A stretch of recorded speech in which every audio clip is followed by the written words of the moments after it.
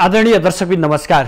हामी लकडाउन प्रभावमा छौं र लकडाउन प्रभावमा रहेर हामी विभिन्न स्थानीय तहहरूका गतिविधि जहाँ स्थानीय तहले लकडाउन नियन्त्रणको लागि जसरी कोरोना संक्रमण पछिल्लो समय तीव्र रूपमा बढिरहेको छ यसको नियन्त्रणको लागि चालेका पहल कदमीहरू र त्यहाँको समग्र व्यवस्थापनको बारेमा विभिन्न स्थानीय तहहरूसँग जोडिएर तपाईहरुलाई जानकारी गराउने प्रयास गरिरहेका छौं। जसरी नेपाल सरकारले लकडाउनको घोषणा गर्यो त्यसरी नै आम रूपमा नेपालले यसलाई पूर्ण रूपमा पालना गरिरहेको अवस्थामा स्थानीय तहहरूमा पनि यसको छुट्टै किसिमले यसलाई व्यवस्थापन गरिएको छ।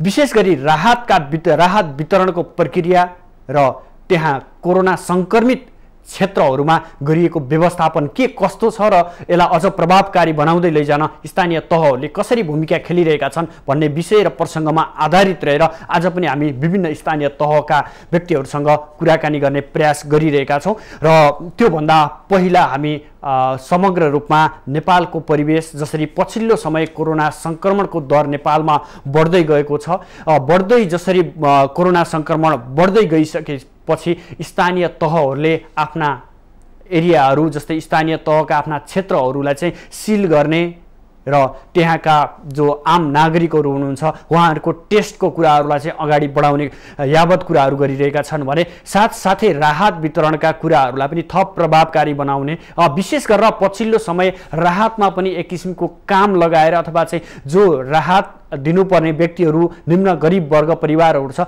उनीहरूलाई केही न केही विकास निर्माण काममा होस् अथवा कुनै न कुनै भूमिका दिएर राहत वितरण गरेका कुराहरू पनि आइरहेका छन्। हामी स्थानीय तह र त्यहाँको अवस्थाबारे जोडेर प्रसङ्ग अगाडि बढाउने छौं।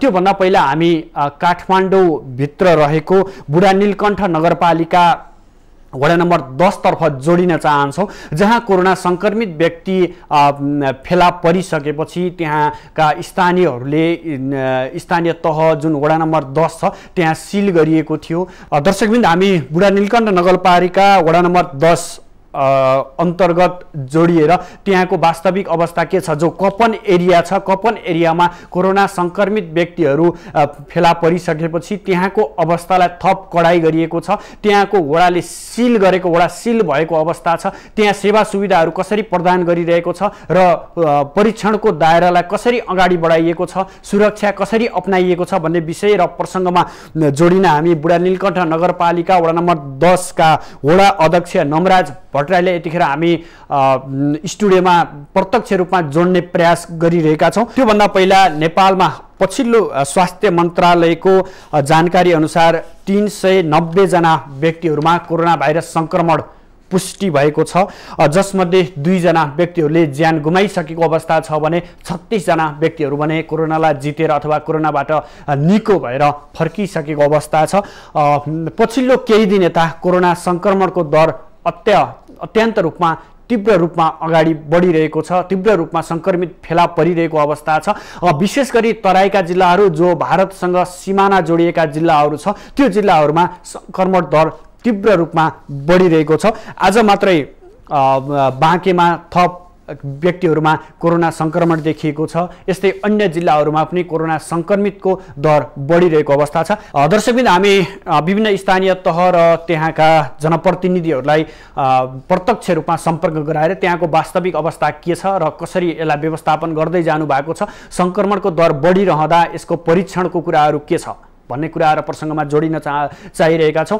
पछिल्लो समय क्वारेन्टाइनको असावधानी अथवा क्वारेन्टाइनहरूको थप व्यवस्थित हुन नसक्दा जुन कोरोना संक्रमण देखिने अथवा शंकास्पद व्यक्तिहरू क्वारेन्टाइनमा बसिरहनु भएको छ उहाँहरूमा थप समस्याहरू देखिएको क्वारेन्टाइनहरू व्यवस्थापन नहुँदा थप उहाँहरूमा उच्च जोखिमहरू बढ्दै गएको भन्ने कुराहरू हाम्रा संवाददाताहरूले विभिन्न जिल्लाबाट पठाइरहेको अवस्थामा हामी सहकर्मीहरूसँग जोडिएर यो विषयमा पनि जानकारी लिने प्रयास गर्नेछौं। बुढा नीलकण्ठ नगरपालिका वार्ड नम्बर 10 का वडा अध्यक्ष नमराज भट्टराईले यतिखेर प्रत्यक्ष सम्पर्कमा ल्याएर त्यहाँको वास्तविक अवस्था के छ खास गरेर कपन क्षेत्रमा कोरोना संक्रमण देखिसकेपछि सिल गरिएको छ त्यहाँ व्यवस्थापन पक्ष विभिन्न तवरबाट मजबुत बनाइएको छ, सुरक्षाकर्मीहरूको बाक्लो उपस्थिति छ। यति यसको बावजुद पनि त्यहाँको परीक्षण दायरालाई कसरी फराकिलो बनाइएको छ, स्थानीयहरूलाई चाहिँ दैनिक उपभोग्य सामानहरू कसरी व्यवस्थापन गर्ने प्रयास गरिरहेको छ भन्ने विषय र प्रसङ्गमा चाहिँ जोडिएर कुराकानी गर्ने प्रयास गरिरहेका छौँ। हामी जोडिन चाहिरहेका छौँ बुढा नीलकण्ठ नगरपालिका वार्ड नम्बर 10 का वडा अध्यक्ष नमराज भट्टराईसँग। नमराजज्यू, हामीलाई सुन्दै हुनुहुन्छ? हजुर, सुनिरहेको छु। हजुर, जसरी कोरोना संक्रमित व्यक्तिहरू देखा परिसकेपछि कपन एरिया अथवा वडा नम्बर 10 छ बुढा नीलकण्ठ नगरपालिकाको, त्यो क्षेत्र सिल गरिएको भनिएको छ। अहिले कस्तो छ त्यहाँको अवस्था, कसरी व्यवस्थापन गरिरहनु भएको छ? यो जुन ठाउँमा संक्रमित भेटिएको हो त्यो संक्रमित भएको क्षेत्र चाहिँ बुढा नीलकण्ठ नगरपालिका वडा नम्बर 12 को क्षेत्र हो। म बुढा नीलकण्ठ नगरपालिकाको नगर प्रवक्ता पनि भएको नाताले मलाई त्यसको विषयवस्तु र मेरो सँगै जोडिएको वडाको भएको हुँदाखेरि म त्यसको बारेमा जानकार छु। वैशाख 30 गते सर्लाहीबाट ती बहिनी मोटरसाइकलमा सवार भएर आएकी थिइन् र उनको 2 गते टिकु अस्पतालमा थ्रोट स्वाब चाहिँ स्याम्पलिङ गरिसके पछाडि 3 गतेको रिपोर्टमा उनलाई कोरोनाको भाइरस संक्रमण भएको पुष्टि भएको। त्यस पश्चात त्यहाँ उनीसँगै 3 जना सँगै मोटरसाइकलमा आएका र अन्य मोटरसाइकलमा आएका 2 जनासम्मको चाहिँ रिपोर्ट उहाँहरूको PCR टेस्ट भइसकेको छ र उहाँहरूको रिपोर्ट सबैजनाको उहाँ बाहेक अरू 4-5 जनाकै 4 जनाकै रिपोर्ट नेगेटिभ आएको छ। र त्यो बाहेक उहाँको आमा र अर्को एकजना बहिनी यहाँ हुनुहुन्थ्यो, उहाँको पनि संक्रमण भएका छौँ र त्यो पनि टेस्ट गर्नलाई र त्यो एरिया वरिपरि अहिले सिल रहेको अवस्था छ। त्यहाँको झन्डै 150 र त्यो बाहेक आज वडा नम्बर 12, 10, 11 बुढा नीलकण्ठ नगरपालिकाको 10, 11, 12 3वटा वडा जुन पूर्व कपन गाविस पनि भनेर चिनिन्छ, त्यहाँ चाहिँ हामीले लकडाउन केही दिन अगाडि अलिकति काठमाडौँको लकडाउनको अवस्था अलिकति परिवर्तन गर्ने हो कि भन्ने अपेक्षा थियो। त्यस पछाडि मुलुकभित्र सहज आगमन पनि भएको अवस्था थियो र त्यसबिच उपत्यका बाहिरका मान्छेहरू उपत्यकाभित्रका मान्छेहरू उपत्यका बाहिर जाने अवस्था रह्यो। त्यसमा उपत्यका बाहिरका विभिन्न केही व्यक्तिहरू संक्रमित बढेको देखिन्छ। हजुर, दर्शकबिन हामीसँग जोडिरहनु भएको थियो नमराज भट्टराई। यद्यपि उहाँसँगको सम्पर्क टुटेको छ। हामी उहाँलाई पुनः सम्पर्कमा ल्याएर त्यहाँको थप अवस्था र विशेष गरेर जो संक्रमित एरिया भनिन्छ त्यो एरियामा विभिन्न स्थानीय तहहरूले आफ्नो एरियालाई सिल गर्दै गर्दा त्यहाँको मानवीय त्रासलाई कसरी हटाउने अथवा त्यो मानवीय आक्रोश अथवा मानवीय त्यहाँको त्रासलाई कसरी साम्य पार्न सकिन्छ यो तर्फ भने ध्यान दिन कतिको जरुरी छ र कपन एरियामा ध्यान दिएको छ कि छैन भन्ने प्रसङ्ग हामीमा जोड्दै थियौँ। यसै विषयमा पुनः हामी स्वागत गर्न चाहन्छौँ। नमराज्यू, हजुर हजुर हजुर, जसरी सिल गरिएको थियो हिजोसम्म त अझ स्थानीय तहहरूले त्यहाँ तारबार लगाएको अवस्था पनि थियो। यद्यपि गृह मन्त्रालयको निर्देशनपछि त्यो हटाइयो।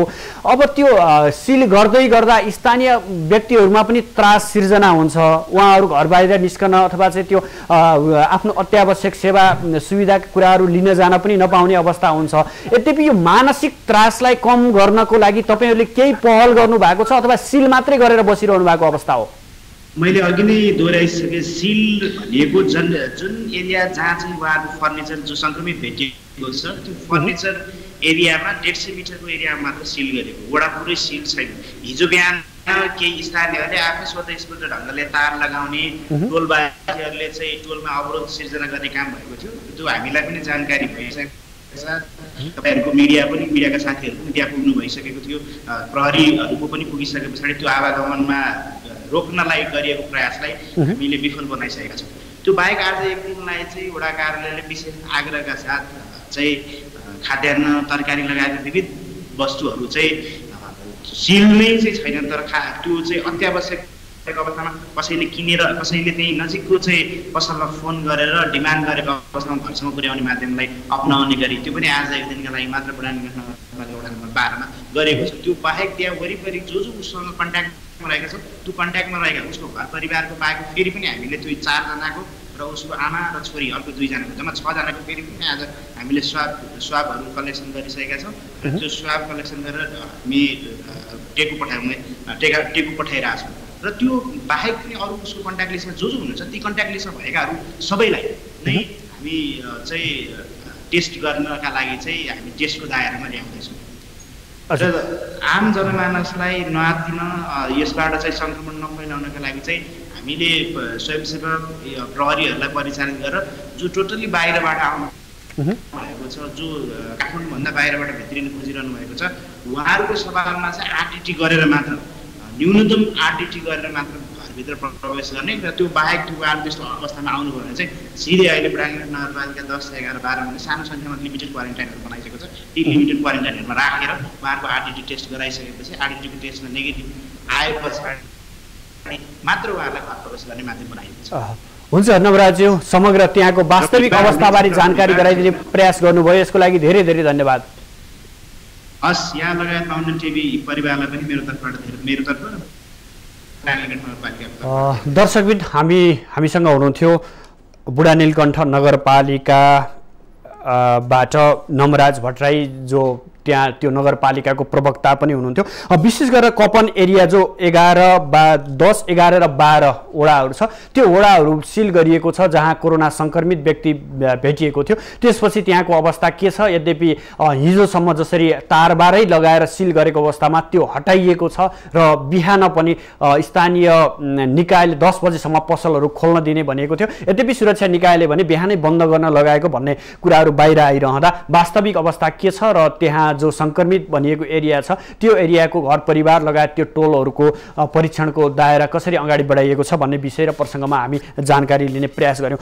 दर्शकबिन, पक्कै पनि कोरोना सङ्क्रमण नियन्त्रणको लागि सरकारले जसरी लकडाउन गर्यो त्यसरी नै आम जनताले यसलाई पालना गरिरहेको अवस्थामा पछिल्लो समयमा भने कोरोना सङ्क्रमितको दर तीव्र रूपमा बढिरहेको अवस्था छ। करिबन 400 हाराहारीमा कोरोना सङ्क्रमित व्यक्तिहरू फेला पर्दै गर्दा अहिलेसम्म 2 जना व्यक्तिहरूको मृत्यु भइसकेको अवस्था छ भने यसबाट 36 जना व्यक्तिहरू भने निको भएर घर फर्किसकेको अवस्था छ। यस्तै विश्व परिवेशलाई हेर्दा विश्व परिवेशमा पनि पछिल्लो समय मृत्यु दर भन्दा निको हुनेको सङ्ख्या बढ्दै गएको छ र सङ्क्रमित दर भने दिनहुँ थप भइरहेको अवस्था छ। विश्व परिवेशलाई हेर्दा 48,94,278 जना व्यक्तिहरूमा कोरोना भाइरस सङ्क्रमण पुष्टि भइरहँदा 3,20,189 जना व्यक्तिहरूले ज्यान गुमाइसकेको अवस्था छ भने 19,08,111 जना व्यक्तिहरू यसबाट निको भएर घर फर्किसकेको अवस्था छ। जहाँ सबैभन्दा बढी सङ्क्रमित र मृत्युदर रहेको अमेरिका छ जहाँ 15,50,294 जना व्यक्तिहरूमा कोरोना भाइरस सङ्क्रमण पुष्टि भइरहँदा 91,981 जना व्यक्तिहरूले ज्यान गुमाइसकेको अवस्था छ। त्यस्तै गरी रसियालाई हेरौँ, रसियामा 2,90,678 जना व्यक्तिहरूमा कोरोना भाइरस सङ्क्रमण पुष्टि भइरहँदा 2,722 जना व्यक्तिहरूले ज्यान गुमाइसकेको अवस्था छ। त्यस्तै गरी स्पेनमा 2,78,188 जना व्यक्तिहरूमा कोरोना सङ्क्रमण पुष्टि भइरहँदा 27,709 जना व्यक्तिहरूले ज्यान गुमाइसकेको अवस्था छ। त्यस्तै गरी इटालीमा 2,25,886 जना व्यक्तिहरूमा कोरोना भाइरस सङ्क्रमण पुष्टि भइरहँदा 32,007 जना व्यक्तिहरूले ज्यान गुमाइसकेको अवस्था छ। त्यस्तै गरी हाम्रो छिमेकी दक्षिणी देश भारत, त्यहाँ पनि कोरोना सङ्क्रमितको दर तीव्र रूपमा बढिरहेको छ। पछिल्लो विश्व स्वास्थ्य सङ्गठनको तथ्याङ्क अनुसार 1,0261 जना व्यक्तिहरूमा कोरोना भाइरस सङ्क्रमण पुष्टि भइरहँदा 3,164 जना व्यक्तिहरूले ज्यान गुमाइसकेको अवस्था छ र नेपालमा पनि पछिल्लो केही दिन यता तीव्र रूपमा कोरोना सङ्क्रमितको दर बढिरहेको छ। करिबन 400 को हाराहारीमा पछिल्लो अपडेट अनुसार करिबन 400 जना व्यक्तिहरूमा कोरोना सङ्क्रमण पुष्टि भइरहँदा 2 जनाको मृत्यु भएको छ भने 36 जना निको भएर घर फर्किसकेको अवस्था छ। हामी विभिन्न स्थानीय तहहरूको व्यवस्थापन कसरी भइरहेको छ भन्ने प्रसङ्ग र त्यहाँको अवस्थाबारे जानकारी लिने प्रयास गरिरहेका छौँ। यतिखेर हामी भक्तपुरतर्फ लाग्न चाहन्छौँ। भक्तपुरको मध्यपुर ठिमी नगरपालिकाबाट हामीसँग हुनुहुन्छ महानगरीय प्रहरीविद ठिमीका प्रमुख ऋषि कणेल हुनुहुन्छ। त्यहाँको वास्तविक अवस्था के छ, जसरी सुरक्षा व्यवस्थालाई कसरी थप मजबुत बनाइएको छ, समग्र त्यहाँको अवस्था के हो भन्ने जानकारी लिन हामी मध्यपुर ठिमीतर्फ लाग्छौँ, जहाँबाट महानगरीय प्रहरीविद ठिमीका प्रमुख ऋषि कणेल हुनुहुन्छ। कणेलजी, स्वागत छ यहाँलाई माउन्टेन टेलिभिजनमा। धन्यवाद। हजुर, पछिल्लो समय ठिमीमा कोरोना संक्रमित व्यक्ति फेला परिसकेपछि थप कडाई गरिएको छ। यसलाई थप व्यवस्थापन गर्न तपाईहरूले के भूमिका गरिरहनु भएको छ, के योजनाहरू अगाडि बढाइरहनु भएको छ? सर्वप्रथम त हाम्रो यो भक्तपुरको मध्यपुर ठिमी नगरपालिकाको 2 स्थानमा कोरोनाको संक्रमण फेला परिसकेपछि हामीले 2 स्थानलाई सिल गरेका छौँ। हजुर, सिल गरेको ठाउँबाट पहिला सुरुमा संक्रमण देखिएको व्यक्ति र नजिकमा रहेको व्यक्ति दुवैको टेस्ट गर्दा संक्रमण भएको व्यक्ति बाहेक अरूमा सरेको भेटिएको छैन। र हिजो फेरि पुनः हामीले संक्रमण भेटिएको ठाउँमा एक ठाउँ नयाँ ठिमीमा फेरि 25 जना वरिपरि आसपासमा बस्ने 25 जनाको स्वाब सङ्कलन गरेर केन्द्रीय प्रयोगशालामा पठाइसकेका छौँ। त्यसै गरी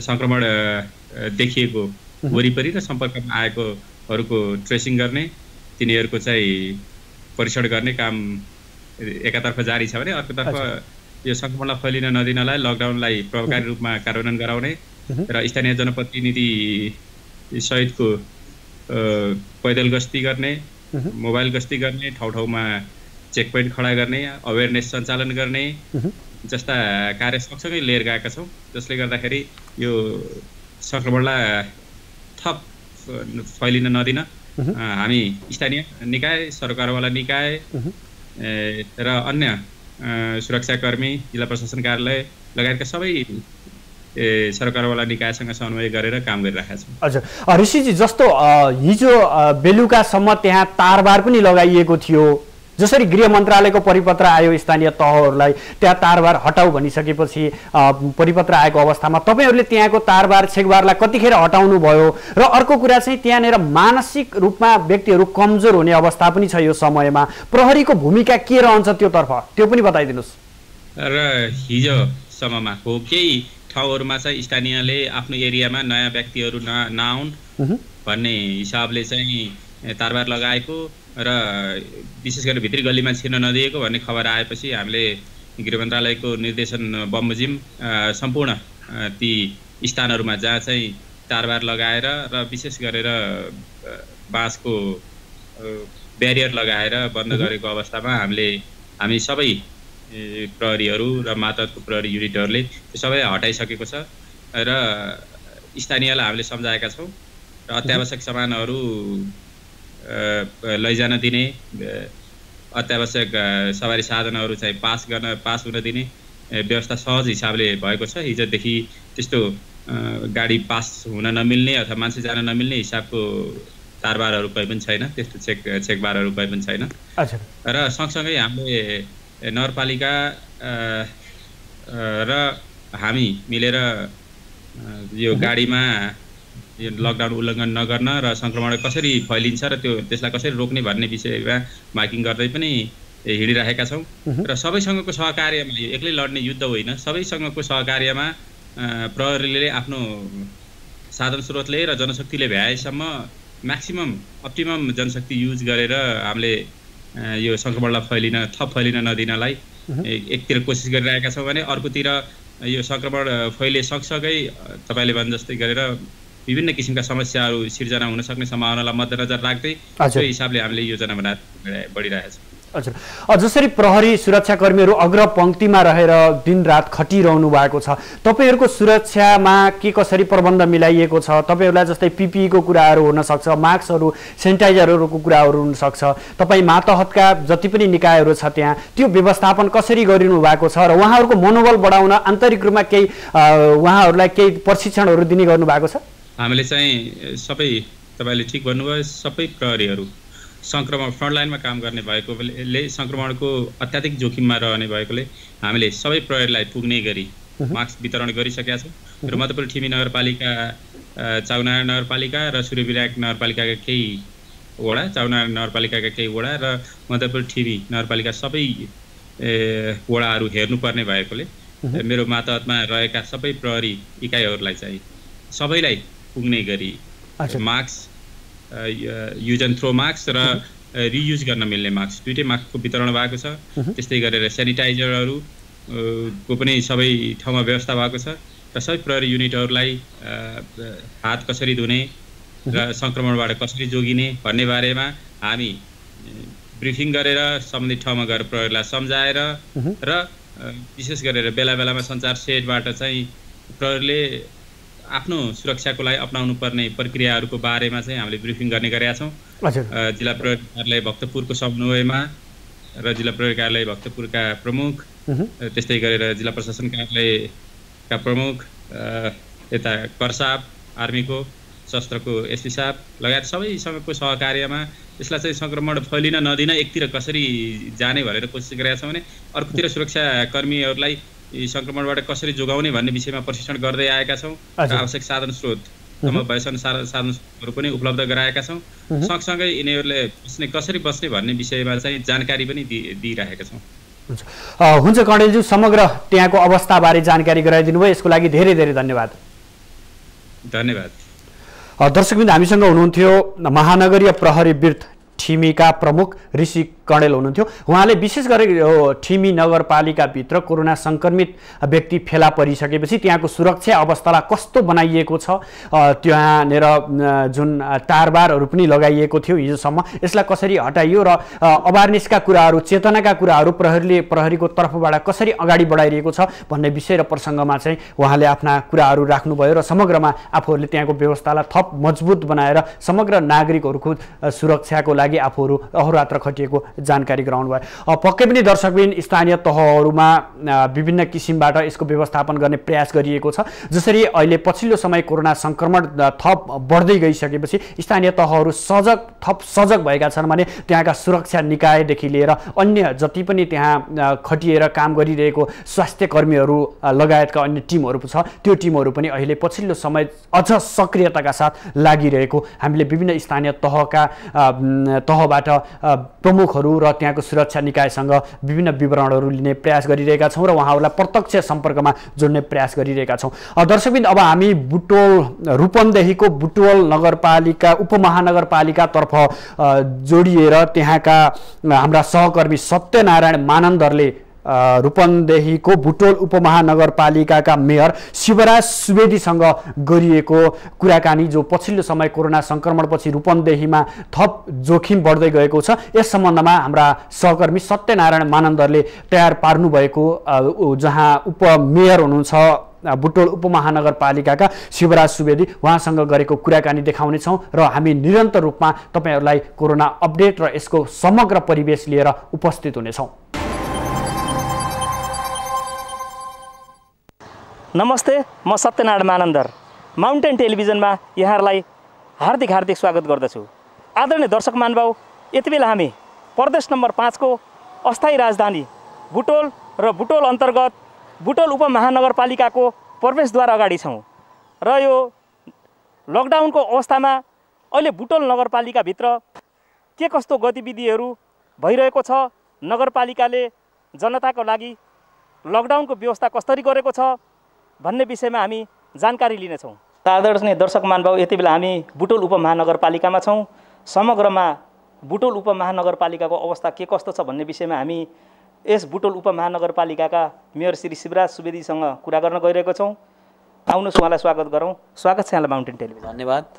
अनि मेयर साहब, समग्रमा यो अहिले बुटवलमा कोरोना सङ्क्रमण र लकडाउनको अवस्था के कस्तो रहेको छ, यसो जानकारी गराइदिनु। लकडाउन हाम्रो अहिलेको कोरोना भाइरस सङ्क्रमणका लागि सामाजिक दूरी कायम गर्नुपर्ने अनिवार्य शर्त भएको कारणले लकडाउनको विधि मार्फत सामाजिक दूरी कायम गरेर यो भाइरस सङ्क्रमण खास गरी विदेशबाट हाम्रा दाजुभाइ दिदीबहिनीहरू मार्फत बोकिएर आउने भएको हुनाले एउटा विदेशबाट हुने दाजुभाइ दिदीबहिनीहरूलाई उपयुक्त एकान्तवासको व्यवस्थापन गर्ने र यहाँ रहनुभएका दाजुभाइ दिदीबहिनीहरू उहाँहरूसँगको सम्पर्कमा स्वास्थ्य परीक्षण पछि सामान्य जीवनमा मात्रै त्यही पनि लामो अवधिसम्म सामाजिक दूरी अपनाउनु पर्ने यो मात्रै अहिलेको चाहिँ समाधान भएको हुनाले बुटवल उपमहानगरपालिकाले क्वारेन्टाइन, त्यसपछि चाहिँ आइसोलेसन, त्यसपछि कोरोना विशेष अस्पताल 3टा अवधारणा अगाडि बढाएको छ। क्वारेन्टाइनमा अब हामी चाहिँ अहिले कोरियन इन्स्टिच्युटमा हाम्रो क्वारेन्टाइन छ, त्यहाँ झन्डै 193 जनाले सेवा लिइसक्नु भएको छ र 43 जनाको स्वास्थ्य परीक्षण पछि उहाँहरू सबैको नेगेटिभ निक्लेपछि बाहिर पठाइएको छ। त्यहाँ चाहिँ गण्डक प्रदेश, 2 नम्बर प्रदेश, कर्णाली प्रदेशदेखि लिएर हाम्रो 5 नम्बर प्रदेश र गण्डक प्रदेशसँगका दाजुभाइ दिदीबहिनीहरू त्यहाँ हुनुहुन्छ जो विदेशबाट विशेष गरी इन्डियाबाट आउनुभएका बढी हुनुहुन्छ। हामी कहाँ चाहिँ 215 चाहिँ होम क्वारेन्टाइनमा हुनुहुन्छ। त्यो होम क्वारेन्टाइनमा बसेकाहरूको पनि समय अहिले चाहिँ धेरै भइसक्यो। त्यो त अब 40 देखि 54 दिनसम्म भइसक्यो। उहाँहरू पनि परीक्षणको चाहिँ उसमा पर्खाइमा हुनुहुन्छ। उहाँहरूलाई पनि हामीले चाहिँ सामाजिक दूरी कायम गरेर भौतिक दूरी कायम गरेर सो अनुशासन पालन गर्नुहोस् भन्ने हिसाबले अगाडि बढाएका छौँ। हाम्रा 8वटा स्वास्थ्य केन्द्र मार्फत चाहिँ यो ज्वरो सम्बन्धी त्यस्तो शङ्कास्पद कोही कतै त्यस्तो देखिए पनि हामीले हाम्रो नियमित ज्वरो सम्बन्धी सेवालाई नियमित गरेका छौँ। त्यसपछि चाहिँ प्रादेशिक हस्पिटल हामीसँग छ नजिकै नगरपालिकाभित्रै र त्यो प्रादेशिक हस्पिटलमा हाम्रो स्वास्थ्य क्लिनिकहरूले रेफर गर्छन् र प्रादेशिक हस्पिटलले शङ्कास्पद लागेमा चाहिँ अनि त्यसपछि चाहिँ चेक गराउँदाखेरि अनि बल्ल हाम्रो कोरोना विशेष हस्पिटलमा जाने गरी स्वास्थ्य उपचारको प्रबन्ध र यो कोरोना भाइरसबाट जोगिनका निम्ति यी प्रबन्ध गरिएको छ। यो प्रबन्ध गरिरहँदा लकडाउनको पालना गर्न ट्रान्सपोर्टेसनको कुरा आउँछ, आपूर्ति व्यवस्थापनको कुरा आउँछ, दैनन्दिन समस्याहरू छन्, बैंकीय वित्तीय सेवाको कुरा आउँछ, अनि औषधि मूल्य नियमित औषधि खानेहरूको सेवाको कुरा आउँछ। त्यसका निम्ति हामीले एउटा निश्चित विधि बनाएका छौँ कि बिहान 7 to 9-10 बजेसम्म दूध र हरियो तरकारी जो हाम्रो स्थानीय उत्पादन हो त्यो उत्पादनलाई चाहिँ बजारसम्म जान दिने, घर घरसम्म आपूर्ति गर्ने व्यवस्था किसानहरूले किसान मार्फत सहकारीले र कृषि उत्पादक सहकारी मार्फत सेवा दिन सक्ने र व्यक्तिगत रूपमा पनि कुनै किसानले आफ्नो उत्पादन ल्याएर बजारमा दिन चाहन्छ भने त्यो समयमा दिने गरी हरियो तरकारी र दुधजन्य उत्पादनलाई चाहिँ व्यवस्था गरिएको छ भने अरूको हकमा चाहिँ 9 बजेदेखि 2 बजेसम्म मात्रै खुल्ने, तर 3टा बार, अब 3टा बार मात्रै खोल्ने। त्यो 3टा बारमै वित्तीय सेवा पनि लिने, उहाँहरूलाई चाहिने खाद्यान्न सेवा पनि लिने। र अर्को चाहिँ कुरा छ, अब हामी लामो लकडाउन बढ्दै जाँदाखेरि कसरी चाहिँ दैनन्दिन श्रम गरी खाने श्रमिकहरूको व्यवस्थापन गर्ने भन्ने एउटा चुनौती छ। त्यसलाई हामीले श्रम र उत्पादनसँग जोड्ने भनेका छौँ। अहिले हाम्रो सिमलाको साइड ग्रामीण वडाहरूमा त साथीहरूले चाहिँ एक खालको अभ्यास सुरु गरिसक्नु भएको छ। हाम्रा सहरी योजनाहरू, हाम्रा सिँचाइका आयोजनाहरू, हाम्रा विविध आयोजनाहरू सञ्चालन गर्ने जुन आइसोलेसन ठाउँमा छन् र ती चाहिँ कोभिड-19 को चाहिँ प्रोटोकल पालना गरेरै गर्ने र सहरतिर पनि अब हाम्रा सहरी योजनाहरूलाई व्यवस्थापन गर्ने र एउटा चाहिँ कार्यदल हामीले बनाएका छौँ। त्यो कार्यदलले अब हाम्रो चाहिँ श्रमिकहरू कति हुनुहुन्छ दैनिक ज्यालादारी गर्ने, जो कम्पनीमा सङ्गठित श्रमिकहरू हुनुहुन्छ, कम्पनी र नेपाल सरकारको नेगोसिएसनमा व्यवस्थापन हुन्छ, जो असङ्गठित हुनुहुन्छ, असङ्गठित श्रमिकहरूको हकमा चाहिँ हामीले श्रम ब्याङ्क खडा गर्ने र यता चाहिँ हाम्रो चाहिँ भूमि ब्याङ्क पनि खडा गर्ने। र अब हामी चाहिँ खेती गर्ने बेला आयो, त्यसो भएर बाँझो जमिन पनि नराख्ने गरी त्यो कार्यदलले के गर्दा उपयुक्त हुन्छ विज्ञहरूसित सल्लाह गरेर अनि त्यो सल्लाह आइसकेपछि जम्मा 15 दिनको टाइम दिइएको छ, ताकि यो जेठको चाहिँ 20 भित्रैमा हामीले त्यो आफ्ना प्लानिङहरू अगाडि सार्न सकियोस् र खेती गर्ने काम, अरू उत्पादनमा लाग्ने काममा चाहिँ युवाहरू, कृषिजन्य क्षेत्रका युवाहरू लाग्न सक्ने अवस्था होस्। त्यसलाई हामी अर्को पनि टार्गेट गरेका छौँ। अहिले विदेशमा रोजगारी गुमाएर आउनुभएका दाजुभाइ दिदीबहिनीहरू पनि त्यो प्रक्रियामा सामेल हुन सक्नुहोस्। यो हिसाबले अब यो कोरोना भाइरस त कति समय लामो जाने हो, जस्तो यो अहिले बहस चलिरहेको छ यो 2 वर्षसम्म पनि भौतिक दूरी कायम गर्नुपर्ने हुन्छ कि भन्ने। त्यसो भएर अब हामी कोरोना भाइरसको चाहिँ यो सङ्क्रमणको जोखिमबाट हामी अर्को फेरि भोकमरीको जोखिम बोक्न चाहँदैनौँ सकेसम्म। जस्तो मेयर साहब जस्तो वैदेशिकबाट आउनेको पनि कुरा गर्नुभयो। अहिले कोरोनाकै सन्दर्भमा अब आजसम्म मात्रै बिहान आज 8 बजेर तपाईँको 45 मिनटसम्मको अध्यावधिक स्वास्थ्य मन्त्रालयले जानकारी अनुसार 304 जना पुगिसकेको छ हैन, र त्यसमा चाहिँ 36 जना निको भएर गएका छन् भने 2 जना मृत्यु भइसकेको छ। यसै गरी रूपन्देहीमा पनि 28 जनालाई अहिले चाहिँ कोरोना हालसम्म लागेको अवस्था देखिएको छ। दिनका दिन यसको सङ्क्रमण बढिरहेको छ र विशेष गरेर यो रूपन्देही जिल्लामा सुनौली बोर्डरबाट चाहिँ दिनहुँ जसो चाहिँ भारतीय प्रवासीहरू, भारतीय नेपाली, भारतमा बसेका हाम्रा नेपाली प्रवासीहरू जो कामदारका लागि गए थिए उनीहरू फर्केको अवस्था पनि छ। यस्तो अवस्थामा यो स्वास्थ्यको लागि चाहिँ कस्तो क्वारेन्टाइनहरू कति थप गर्ने व्यवस्था गर्नुभएको छ, अथवा बुटोल नगरपालिकाले आफ्नो जिम्मामा कति ती व्यक्तिहरूलाई चाहिँ क्वारेन्टाइनमा राख्ने जिम्मा लिएको छ होला? अहिले हिजो नै हामी जिल्ला स्थित यो समस्याका बारेमा छलफल गरेका छौँ। हामीले अब बुटोलले झन्डै 100 बेडको हामी आइसोलेसन बेड थप्दैछौँ। त्यो कोरोना विशेष अस्पताल जुन बुटोल उपमहानगरपालिका र प्रादेशिक अस्पताल मिलेर दाहो कारखानामा अगाडि बढाइयो, अब त्यो सम्पूर्ण रूपमा चाहिँ प्रदेश सरकारले सञ्चालन गर्ने र त्यहाँ क्रिटिकल बिरामीहरू मात्रै लाने, प्लस देखिएका तर सामान्य उपचारपछि चाहिँ फर्किन सक्ने, जस्तो हाम्रो एकजना भाइ त उपचारपछि फर्केर जानुभयो, त्यसका निम्ति अब बुटोलले फेरि यो कोइटा यो कोरियन इन्स्टिच्युट र अब एन्फाको चाहिँ बिल्डिङमा हामी आइसोलेसन बेडहरू बनाउँदैछौँ। आजै बैठक छ, कम्तीमा 100 बेडको बनाउने। अब पूर्व तयारी गर्नु पर्यो। त्यही भएर अब हाम्रा कोरोना हस्पिटलहरू बढिए। चिकित्सकहरूका निम्ति हाम्रो चाहिँ घोषितै 4वटा हस्पिटल छन् उपचार गर्ने। त्यसमा पनि साबिक लुम्बिनीको हकमा धाव कारखाना हो चिकित्सकहरूका लागि, अलि बढी लक्षण देखिएकाहरू, लक्षण नदेखिएका तर सङ्क्रमित भएकाहरूको लागि पनि हामीले पूर्व तयारी गर्दैछौँ। अर्को क्वारेन्टाइनको कुरा तपाईँले गर्नुभयो। अब हामी उताडा दुःख पाएर अप्ठ्यारो भएर आउनुभएका दाजुभाइ दिदीबहिनीहरूलाई त्यो लुकेर भागेर होइन, अब उता हाम्रो काउन्टर पार्टले 14 दिन राख्छ। समस्या पर्यो त्यहाँ किट्सहरूको अभाव भयो भने 21 दिन राख्छ र त्यहाँ जाँच भएर यहाँ आइसकेपछि हामीले PCR चेक गरेर अनि 5 दिन राखेर मात्रै 7 दिन राखेर मात्रै घर पठाउनु पर्ने मापदण्ड छ।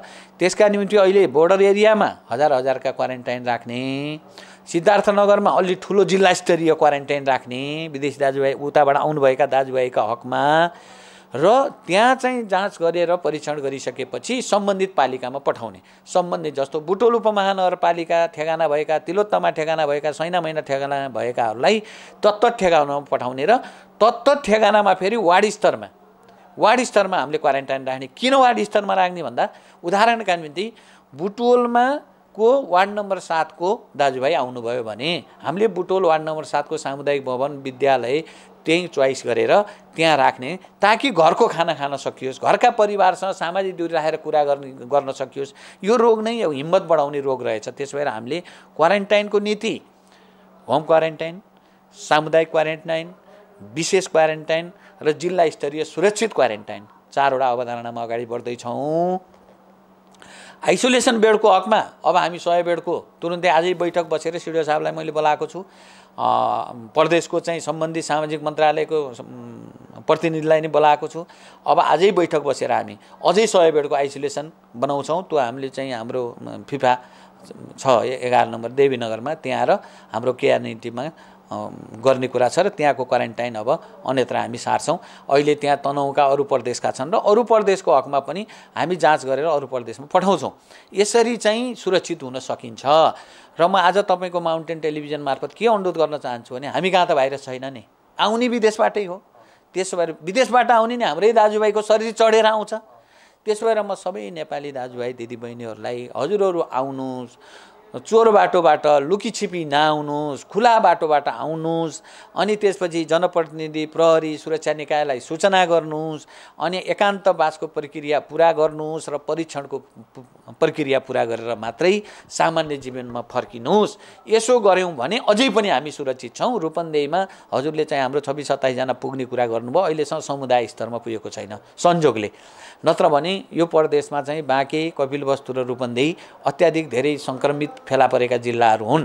त्यसो भएर प्रदेश सरकारले पनि अहिले मुख्यमन्त्रीज्यू आफै सिरियस भएर उहाँले आफै नै रूपन्देही र यो परासीको नेतृत्व गर्नुभएको छ। हामीलाई काउन्सिलिङ गर्ने, सहयोग गर्ने, कसरी अगाडि बढ्ने भन्ने बारेमा कपिलवस्तु र बाँकेमानी मन्त्री स्तरकै जिम्मेवारी दिएर खटनपटन गरेको अवस्था हो। यसरी प्रदेश सरकार, सङ्घीय सरकार र हामी तिनटैले एउटै डालोभित्र र एउटै नीतिभित्र रहेर लकडाउनको विधि पनि एउटै प्रकृतिबाट पालना गर्ने र यो सङ्क्रमणबाट जोगिने प्रक्रियाहरूमा पनि एउटै प्रक्रिया पालना गर्दाखेरि मात्रै सिङ्गो राष्ट्रले यो कोरोनालाई एउटा चुनौतीको डल्लो मानेर एकातिर धकेल्ने र यसलाई चाहिँ यसबाट विजय प्राप्त गर्ने, दुई तिनतिरबाट होइन, यो मोडालिटीबाट हामी अगाडि बढ्ने प्रयास गरिरहेका छौँ। हजुरले यसो भनिरहँदा जस्तो क्वारेन्टाइनमा बसेका जुन हाम्रा नेपाली दाजुभाइहरू छन्, जुन प्रवास विदेशबाट फर्किनुभएका छ, उहाँहरूको स्वास्थ्य परीक्षण कसरी गरिएको छ? अनि त्यहाँ चाहिँ उहाँहरूको दैनिक स्वास्थ्य परीक्षण हुन्छ कि त्यतिकै लर राख्ने, खानपिन गरेर दिएर मात्रै राख्ने हो कि उहाँको स्वास्थ्य परीक्षण, स्वाब परीक्षण कसरी गरिन्छ र PCR किटको के कस्तो अवस्था रहेको छ? धन्यवाद। अहिले उहाँहरूलाई ल्याएपछि क्वारेन्टाइनमा 4 पहर भनौँ न, बिहान नास्ता, अनि बिहानको खाना, दिउँसोको नास्ता, साँझको खाना हुन्छ र हाम्रो स्वास्थ्यकर्मीले दैनिक उहाँको स्वास्थ्य विवरण, उहाँको फिभरको अवस्था, ज्वरोको अवस्था खास गरी त्यो राख्ने दैनिक स्वास्थ्य विवरण राख्नुहुन्छ। र अहिले चाहिँ यो किटको कुरा नेपाल सरकार र प्रदेश सरकारको छटनपटनमै जिल्ला जनस्वास्थ्यले गर्छ र जिल्ला जनस्वास्थ्यले अहिलेसम्म हाम्रो चाहिँ 43 जना 127 जना अहिलेसम्म हाम्रो क्वारेन्टाइनमा भर्ना भएमध्ये डिस्चार्ज सङ्ख्या हामीले 68 जना गरिसकेका छौँ भने आज चाहिँ त्यसमध्ये सबै PCR 33 जनाको भएको छ, अरूको चाहिँ RDT भएको छ, सबै नेगेटिभ छन् र उहाँहरूलाई बिदा गरेका छौँ। अब बाँकी रहेका साथीहरूको हकमा चाहिँ हामी त्यो PCR चेक गरेर मात्रै र PCR र RDTमा हामीले चाहिँ कस्तो पोलिसी अपनाएको छ भने हिजो पनि हाम्रो बैठक भयो थियो। PCR त विश्वव्यापी रूपमै अभाव छ, हजुरहरूलाई थाहा छ। मयौँ भन्ने देशहरू अमेरिका, इटली, ब्रिटेनलाई नै गाह्रो कुरा छ। त्यसो भएर हामीले चाहिँ इन्डियाबाट पनि कुन ठाउँबाट त्यसको चाहिँ ट्राभल हिस्ट्री हेरेर कसलाई RDT गर्ने, कसलाई PCR गर्ने भन्ने स्वास्थ्य विज्ञहरूले छुट्याउनुहुन्छ, स्वास्थ्य शाखाले छुट्याउँछ। अनि त्यसपछि हामीले PCR गर्नुपर्ने जरुरी भएकोलाई PCR गर्छौँ, RDT गरेरै सामान्य छ भने RDT गर्छौँ।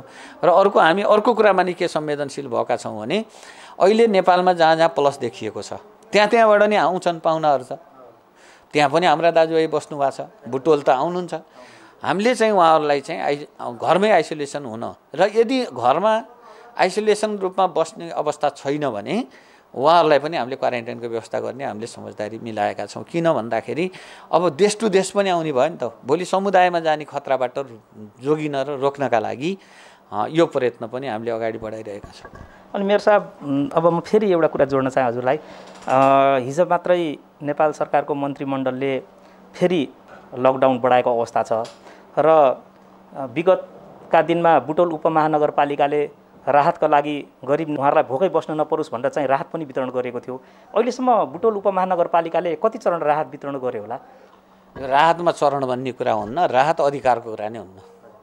त्यसो भएर हामीले चाहिँ झन्डै पहिलो पटकमा 8,000 घर परिवार र अर्को पटकमा 13देखि समथिङ राउन्ड फिगरमा 13,000 घर धुरीलाई चाहिँ राहत वितरण गरेको अवस्था हो। पहिलोभन्दा पछिल्लो चरण बढ्नु भनेको जति लकडाउन बढ्छ त्यति चाहिँ जीविका, खाद्यान्न अथवा अरू कुराको समस्या पर्ने कुरा भयो। त्यसो भएर अब हामीले के सोचेका छौँ भन्दाखेरि साना सहरी योजनाहरू अगाडि बढाउने, स्थानीय श्रम, सिप र कच्चा पदार्थमा आधारित योजनाहरू अगाडि बढाउने। त्यसले गर्दा अब तपाईँ अलिअलि खुकुलो देखिरहनु भएको छ, घर निर्माण पनि भइरहेका छन्। जब ती दैनिक जलाधारी श्रमिकहरू आफ्नो आफ्नो काममा फर्किनुहुन्छ उहाँहरूलाई पनि रहर छैन त्यो राहत खाएर बस्न, किनभने स्वाभिमानी नेपालीले त्यो राम्रो मान्दैन। यो प्रक्रिया हामी अगाडि बढाउँछौँ भने सङ्गठित श्रमिकहरूको हकमा नेपाल सरकारको चाहिँ अर्थ मन्त्रालय अनि विभिन्न ब्याङ्कहरूको चाहिँ सुविधाहरू के गर्ने, अनि उनीहरूलाई चाहिँ कुन ढङ्गले अहिले नचलेको बेला 50% तलब दिने, यो कुरो चाहिँ सङ्गठित श्रमिकहरूको समाधानको कुरा जो सोच्दैछ भने असङ्गठित क्षेत्रलाई अब हामी यो बाटोबाट अगाडि बढाउँछौँ। लकडाउनको अवधिभर सुरक्षित भएर घरमै बसिरहनु होला अति आवश्यक काम बाहेक बाहिर ननिस्कनुहोला। आफू पनि सुरक्षित रहेर आफू पनि बचाउँ र अरूलाई पनि बचाउँ। यिनै जानकारीको साथमा बुटोलबाट मलाई क्यामेरामा सहयोग गर्ने प्रशान्त मानन्दरको साथमा म सत्यनारायण मानन्दर पनि बिदा चाहन्छु। हेर्दै गर्नुहोला सत्य, तथ्य र निष्पक्ष समाचारको लागि माउन्टेन टेलिभिजन। हस्त नमस्कार।